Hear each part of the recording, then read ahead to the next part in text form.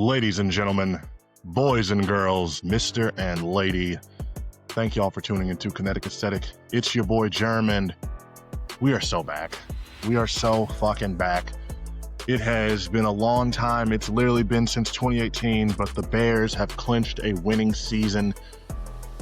I don't know really where to begin. This has just been a magical season already.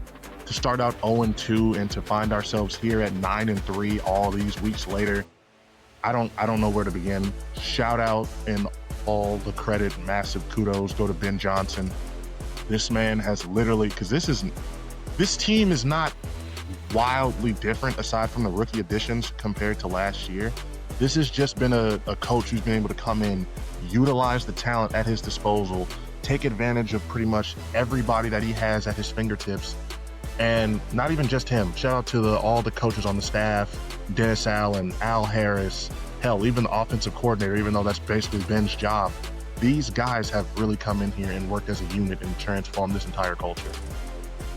The Bears were just a team that, and I'll be honest with you, even thinking about 2018, that year probably felt like a fluke to a lot of people outside of this organization, outside of the city of Chicago, outside of that fan base. But this one feels different. This feels like we have a coach that I really feel like I believe in, that I really feel like a decade from now should still be here doing good things. And it's hard. It is not easy to find a coach. It's not easy to really be able to get a guy who was this sought after, who had this much hype around him and his coaching style, to get him. And he chose Chicago because this man had offers from everybody. Washington, Las Vegas. All these motherfuckers were thirsty for Ben Johnson. Everybody wanted Ben Johnson. And we are the ones that he chose to. He chose to come here because he wanted to be paired up with Caleb Williams. We're going to get to Caleb in a fucking second. That guy has been amazing this season too. Not amazing, but he's been good. But Ben Johnson has literally just really done what a lot of people really probably didn't think he was even going to be able to do. Like, people had a lot of hype. They had a lot of expectations for Ben Johnson come out of Detroit. But I don't think anybody expected him to just be this wonder kid and this type of coach who could transform shit the way he has. Kudos to him. After that, we have to listen. Ryan Poles, he is not the NFL's best GM. I'm not going to come out here and say that like he's fucking Philly's GM. But the guy, for all the shit that he gets, for all the criticisms and all of the fuck ups that he's had, I can't remember his name. It's been so fucking long. That's how long it's been. But the guy we got from Pittsburgh, that wide receiver, that was a big fuck up.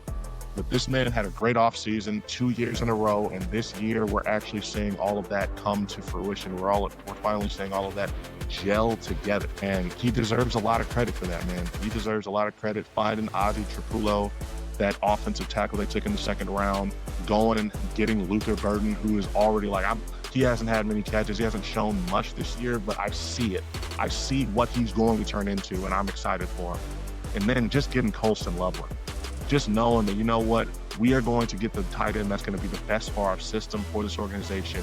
And it was a slow start. Motherfuckers were trying to hate on him, compare him to the tight end that's out in Indianapolis.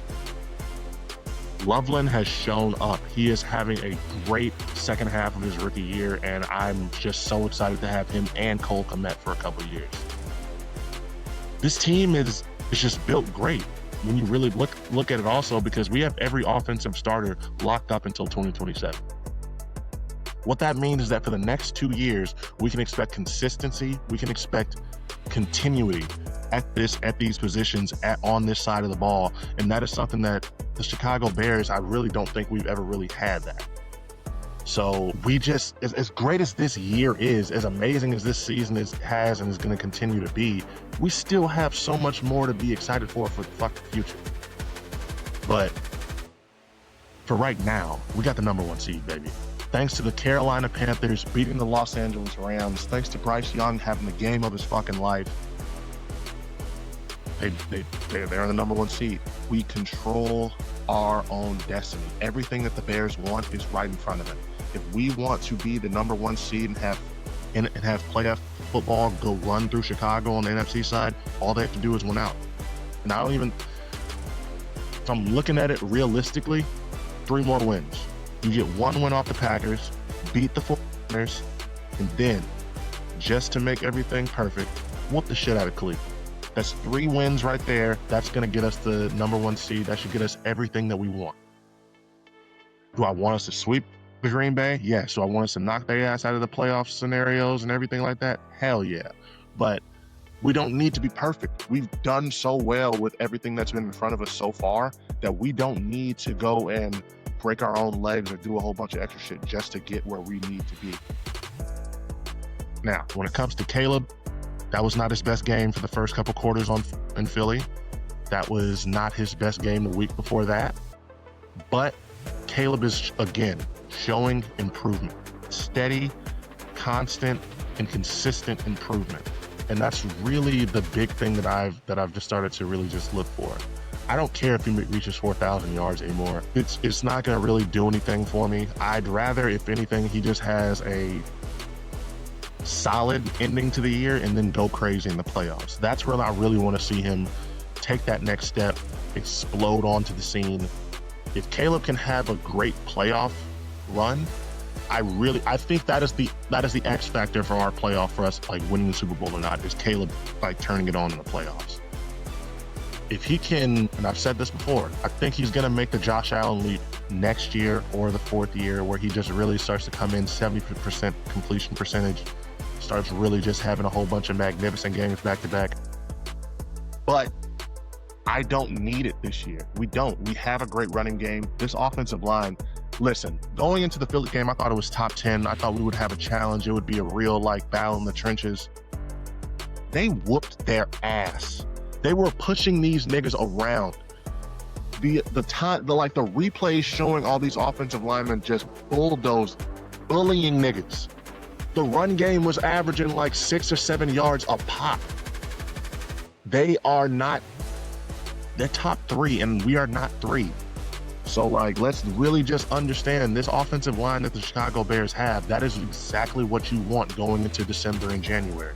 That run game with DeAndre Swift, with Kyle Monangai, that is what you want going into January. When the weather gets cold and we're going into these different environments like fucking Philly, where it's gonna be cold, it's gonna be uncomfortable.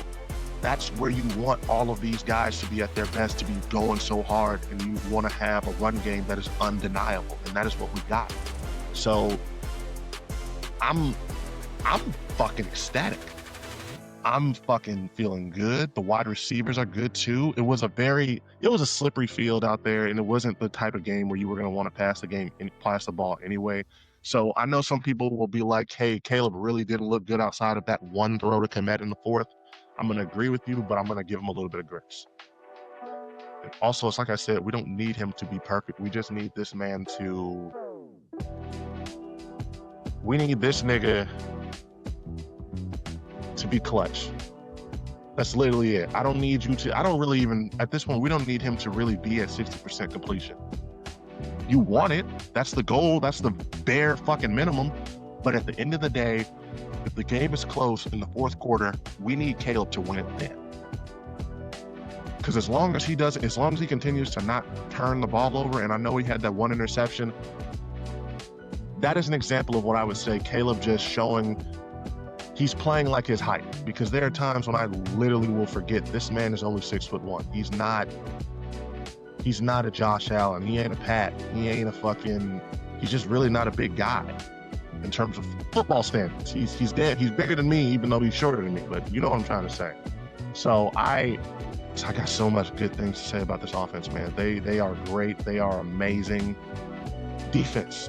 Now, this defense is scary. It's about to get real fucking scary for people. I'm trying to let y'all know right now, the defensive backs coming back. You already saw what happened. A.J. Brown might have had him a real nice game, but at the end of the day, A.J. Brown, they literally, I feel like we're daring anybody else other than A.J. to beat them. Because they let A.J. get them 10 catches. And most of the catches he got came in garbage time when shit really didn't matter. So I'm not worried about the defense. People have been trying to complain about that the entire year. They're 29th ranked. They're not that great. They don't really have anything to hang their hat on aside from turnovers. You see what happens. You see how this shit can go. People want to say that the Eagles had a bad game, and they did. I'm not going to try to act like the Jalen Hurts does not normally play like 100 times better than that, but that defense was putting pressure on them. That defense was doing what they were supposed to do, and that defense was able to do that because they believed in each other. Right now, this is a Chicago Bears team that has the best chemistry and the most belief out of any team in the league, and that is what is going to take them and what's going to propel them far. If a team beats them, it's going to take that team bringing its A++ game, and it is going to take every lucky break going for you to beat them, because they're reminding me of the OKC Thunder in the NBA right now. We'll get to them later, but this is just the type of feeling where this team is just going to be all in for each other, for their coach, for this city, and I don't know how you stop them when they're like that. You can talk about all these other teams that have much more talent, they have quarterbacks that are better. It's not gonna mean shit.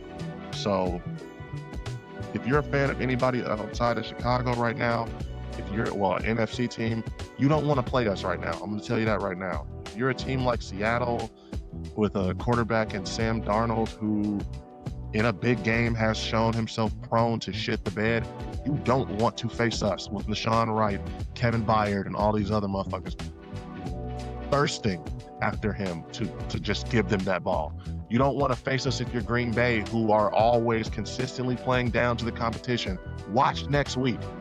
I know it's early. I know this is bulletin board material. I might make myself look silly talking this much shit, but just wait.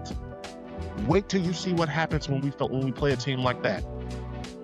I'm literally not even worried about the Rams. As good as Matthew Stafford has looked pretty much most of the year, you just saw what can happen to him on any given day. This conference is wide open.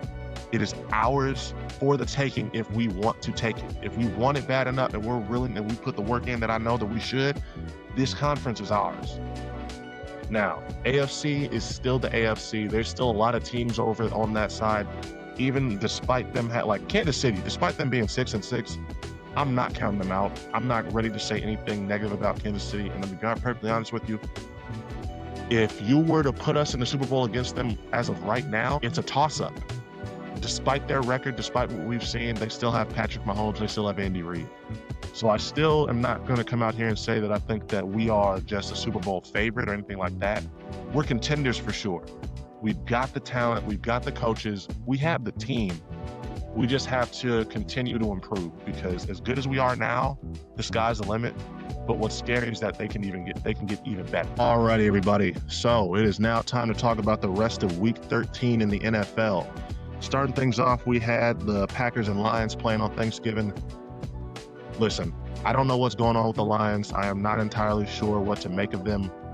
They are a good team. Dan Campbell is still a good coach. I'm not worried about them in terms of like a long-term outlook, but I really feel like they're playing themselves into a very dicey position to where if they don't really clean shit up, by the time we get to Week 18, the Bears are going to be rushing their starters and the Lions are going to be playing just for a chance to get in as that 7th seed.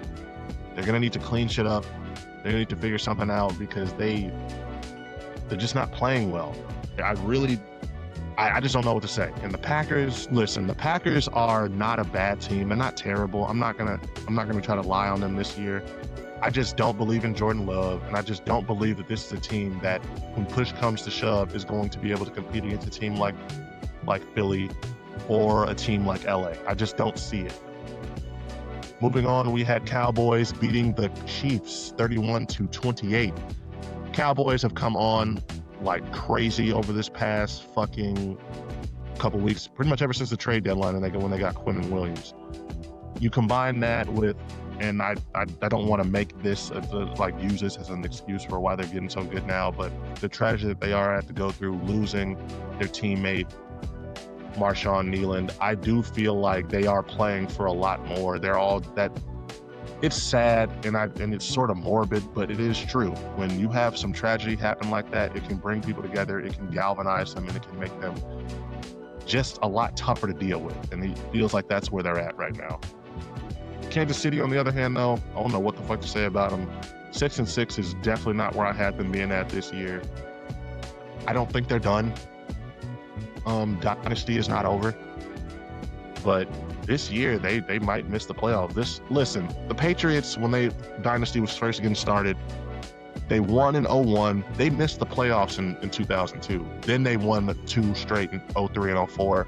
This feels like this could be that 02 Patriots year for the Chiefs. I don't think it's going to stick around. I don't think they're going to like miss the playoffs next year again. Really, really hard for me to see that when you have Patrick fucking Mahomes. But yeah, this year is definitely a wash. All right, up next, Ravens facing the Bengals. They played off in the night game on Thursday. Bengals got in that ass. Listen, people were trying to hype up the Ravens. They were trying to count out the Bengals. Joe Burrow is that guy. I was telling this to my friends. I comfortably feel like Joe Burrow is the second best quarterback in this league. His biggest issue is that he just cannot stay healthy. When that man is healthy, there is very few guys, aside from Pat, who are better than him at playing the position of quarterback. And he looked rusty to start off, but that man was looking a lot better by the end of that game. And watch out. You got 5 more games.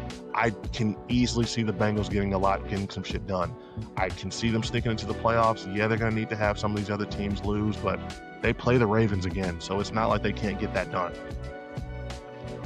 Any other team like Baltimore and Pittsburgh are really going to have to, you're going to have to stay on it because you literally have no margin for error. Pretty much any team that loses in the AFC North at this point, you're done. And that's just the point that they're at. Browns against the 49ers. 49ers were able to beat them 26-8. This was the first game of the Shedeur Sanders era. And not the first game. This was the second start, I should say, but this was the first real test. Listen, last week you played the Raiders. Raiders are a shit show. They are not a good team. They are still an NFL caliber franchise. They still have NFL talent, but they're not like that. This was the first real, okay, you're going to really see some shit, Shedeur. And he wasn't awful. But like I've heard a lot of people say, the best way to describe what Shedeur is going through right now is that he just has to avoid it looking like he doesn't belong. He can't have a game where he just looks like Dylan Gabriel was looking, where you're just like, damn, why the fuck did you draft this guy? Why is he even in the league? And he was able to avoid that. They still lost 26-8. Wasn't a great day for anybody on the Cleveland side, but hey, you're Cleveland. Nobody expects you to be good. They're existing at this point. All I want for Shedeur is to, number one, I'm not asking you to ball out. I'm asking you to just look like a quarterback, look like a guy that's worth keeping around next year. I'm not one that's going to be sitting here and lying to y'all and trying to tell y'all that I think that he can do this and that and that I have this much faith in him. I didn't really know too much about him before the draft. I admittedly am a much bigger fan of his after it, just because it's seeing the way he was getting hated on and the way he gets hated on now by just a very, very loud and specific demographic. I want Shedeur to succeed. I want him to succeed just so those people can eat crow, and he's going to have to play better than he did this week. And I will say, I'm getting a little bit sick and tired of a lot of different people in the media who just continuously talk about Shedeur day after day. Listen, I get it. He's a good news story. He's provocative. He gets people going and people engaged, but Jesus Christ, he's not even doing enough or interesting enough as a player to have this type of discourse about him. Now, moving on, we also had, we had Jaguars beating up on the Titans. Listen, Titans are ass. They're just not good. Jaguars they're the most mid 8-4 team I think I've ever really heard of. So that's just the best way to describe them. I still like T-Law, but T-Law is up and down. He is up and down to a very crazy degree. So I don't necessarily know what to think of them. And to make things worse for them, Texans were able to beat the Colts to drop them to 8-4 and the Texans to 7-5. And right now, if I have to take a guess, I'd say the Texans are probably going to be the team that comes out of that division. They have the best defense by a country mile. Sauce Gardner and what they have in Indianapolis is not bad, but they still have a lot of pieces that are missing. Sauce himself just got hurt. In Jacksonville, their defense is solid, but I don't think of them as good as the Texans. The Texans, it's a bit of a toss-up between him and T-Law, but I will honestly say I think that C.J. Stroud is the best quarterback in that division. I think that he is the one that is going to show himself above, head and shoulders above the rest, especially once he's able to get back fully healthy after that concussion. I just don't have a lot of faith in Jacksonville as a team, especially with Travis Hunter out, to really like rally and finish strong at the end. In Indianapolis, they're going to be a playoff team. I think they had too strong of a start to like fall off that bad. But Daniel Jones, this is what I was afraid of. It's already shown itself. He's not it. He's not it. I don't know if he'll ever be. And you gave up 2 first-round picks to go get Sauce, and now it's looking like you're probably going to need those. Up next, we had Dolphins, who are been on a bit of a fucking heater lately. They are won 4 straight. They're now 5-7, playing themselves back into the AFC playoff race, and they beat up on the Saints, who went down with 17 points. This was somewhat of a tank bowl. It should be a tank bowl. Miami should be trying to tank, in my opinion, but hey, they got the dub. They're not going to make the playoffs. I don't see any other team in the AFC falling off enough for them to end up back into the mix, but good for them. They're probably saving their coach's job. Jets were able to beat the Falcons. I'm going to keep this one short. The Jets are a special level of ass this year and have shown themselves to be that. So for the Falcons to lose this game, I think this is going to be the type of game that gets Raheem Morris fired. If I was a fan of the Dirty Birds right now, I'd probably be in a cave, just not wanting to talk, not wanting to really be seen, because, again, you are not supposed to be losing to the New York fucking Jets. It's not supposed to be happening. Just what's going on out there? What is going on? Y'all should not be that ass. Y'all should not be that bad. Here you are. You've got all that talent in Atlanta. You had Kirk Cousins, who, listen, he's old, and I don't think he's as good as he once was. But on paper, I thought they probably should have won that game easily, but they didn't. So, yeah, sucks to suck, Falcons. After that, we have Buccaneers, who won 20-17 over the Cardinals. Listen, Buccaneers are going to back their way into this division. They're not the best team. I don't really see them being anything other than a one and done, unless Baker's able to really go crazy in the playoffs, which he can. But yeah, they had a strong start, but they're just sort of they're playing to their means now. And that's if they're able to get past the Panthers, because only one game, literally they have the same amount of wins. They got one more loss. That's all the Panthers really have going against them. They were able to beat the Rams. We talked about this when I talked about the Bears. Shout out to Carolina, man. Getting the fucking job done. Bryce Young having a game of his life. We needed it. I'm talking about Chicago. I'm just talking about Chicago. Everybody doesn't love Chicago. I can't even lie. The NFL is better when the Chicago Bears are good, but you know what? I'm talking about the Chicago Bears. I should be talking about the Carolina Panthers. Shout out Bryce Young. Shout out to all of them. When it comes to the Rams, every team loses. I really wouldn't be too worried if I'm a Rams fan about this game. If anything, you want to, like, if I'm as a Bears fan, I want them to sort of lose some game down the line, preferably after we have the home field. Up next, we have division rival Vikings put up a goose egg, 0-0, as they were going up against the Seattle Seahawks. They're turning out to be who we thought they were. They were able to win this game handedly, with Sam Darnold not even really doing anything. Jackson Smith and Jigba only had 2 catches for 23 yards. That's actually crazy to think about the heater he's been on. But he was able to just have a solid so-so game, and they were still able to just dominate, just whoop that ass. Listen, man, if I'm a Vikings fan, this is sad. 14-3 last year to whatever the fuck they are this year.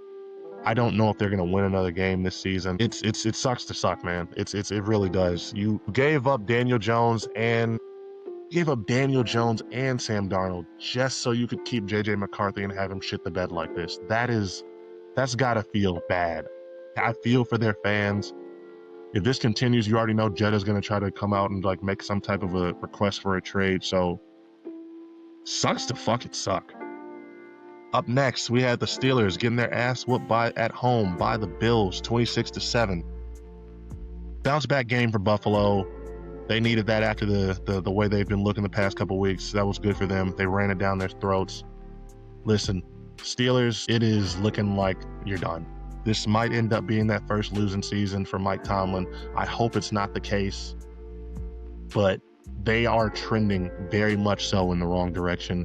And I don't know if things are going to get better for them. Chargers were able to beat up on the Raiders 31-14. don't know much else to say about this one. Chargers are chargering. They're just beating up on a team they should beat. I really feel like they have a potential to be good in the playoffs, but it's still too early. And Las Vegas is Las Vegas. They're ass, not good. We just got to see how long this shit's gonna take for them to bottom out all the way. Hopefully they get rid of Max Crosby, trade him to a team where he doesn't have to be tanking every year, and hopefully Ashton Genty can get himself a good offensive coach in there that's gonna know how to fucking use him. But yeah, no, that's really all that's got to say about that one. And Broncos were able to win in OT over the Commanders 26. Broncos are a good team. I'm not gonna say this as a hater, but you shouldn't be in a position where you are winning in overtime against that team. The Commanders, especially the Commanders without Jaden Daniels, they are, I wouldn't even call them mid. They're just not good. And so I don't know what you do with Bo Nix, why he, 321 yards. It wasn't like it's not even a terrible stat line. It's just, it feels like this is the type of team. They reminded me of the Steelers a couple years ago when they started off 10-0. And everybody just kept talking about how they kept winning all these one-score games and they were just barely winning and it wasn't sustainable. I don't feel like this Broncos team is sustainable. As good as the defense is, I just don't have faith in them to really get it done when it's going to matter down the stretch. All right, the Patriots were able to beat up on the Giants 33-15. This was just another game where the Patriots were able to dominate, were able to show everybody why they are pretty much the class of the AFC this year. Everyone can say what you want about them playing weak opponents, but it's the same thing that I've had to deal with the Bears. You can only play who's in front of you. Drake May has looked fucking amazing this entire season. There's really just not much to really hate on aside from the schedule when it comes to the Patriots. And even then, like I said, they can't control that. They can only beat up who's in front of them, and they've been doing that. So I got to give them all the respect, all the credit. If it ends up being a rematch in the Super Bowl from 1985, I'm not going to complain as long as it follows that script from that year.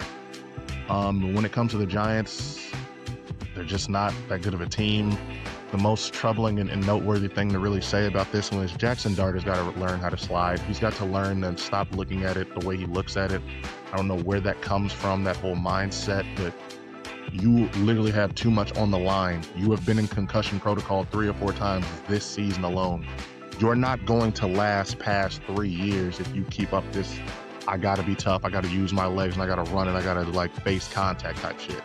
It's okay, let it go. Don't be dumb. It's just really dumb. And that press conference he gave was horrible. I hope he's able to learn and, grow up, for lack of a better term. All right, everybody. And last things last, let's talk about the OKC Thunder.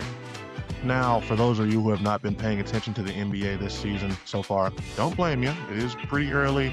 I myself don't usually like to pay too much attention until after the All-Star break when things really start to lock in and get in the playoff scenario start to really take shape. But the OKC and Thunder and what they're doing right now, what they're doing being led by SGA, this shit is special, y'all. They are starting off 20-1. They are literally looking unbeatable, and they are really, and I say this as somebody who watched that Warriors team that literally set the record.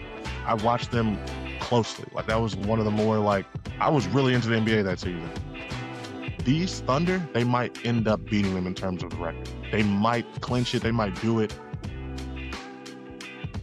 They look special, and they just look unbeatable. Really, and the crazy thing about it is I keep having to get reminded about this. They're not even at full health. This is not them at the peak of their powers. This is just what happens when you have a team that has 105% team chemistry. Like on NBA 2K, when they have that shit, they have that little bar meeting where everybody gets their attributes boosted up. Everyone on OKC, I feel like, has their attributes boosted up by 5 or 6 points right now. Every single one. You can say what you want about some of these other teams. Listen, I'm someone who would pick the Lakers. I still want to believe that they're going to be able to do something. But it is hard to really see anybody stopping this team. They're whooping ass. They're just making teams look silly. They're young. They got youth. They got energy. They have the playoff experience now. What can this team do? What is not just theirs for the taking? And it's early. A lot can change in the NBA season. I'm not going to try to act like shit can't just fall off the map for them literally within a week. But it's hard to just really see that as even possible just with the way that everybody is just rallying around each other and just the way they just feel like they just seem to feel like they love each other. And listen, SGA looking like he's about to be a 2-time back-to-back MVP. I don't know what negative or what fault you can really say about this team. They're them. What you're witnessing right now is greatness. What you are seeing right now is unequivocal championship basketball being played night in and night out. And listen, you cannot like their style of play. Listen, sometimes they do be flopping, sometimes they do be just out there doing what they do, but that's the NBA in general nowadays. I'm not going to put that just on one team and say that OKC is just the worst thing to happen to basketball. I think that the worst thing about OKC is just that they play in OKC. If this was a team in a big market city like LA or something, everybody would fucking love them. So I'm just a big fan of OKC right now. I really felt like I just wanted to highlight them and just make sure that motherfuckers know this is special. If you have a chance, if you see them on TV and you have a chance to watch one of their games, go out of your way, do it. Because this is special what we're seeing, and I'll be honest with you, I can really see them only losing like 6 or 7 games.